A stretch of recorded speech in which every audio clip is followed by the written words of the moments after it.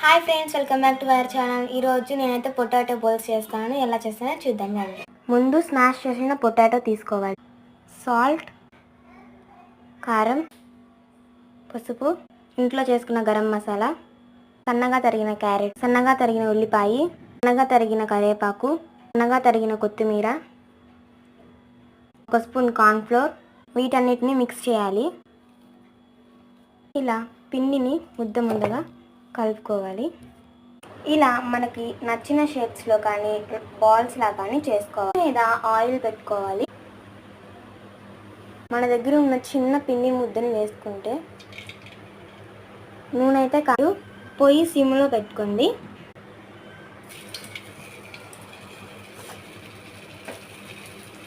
పొయ్యి సిమ్లో పెట్టి అయితే వేయించుకోండి.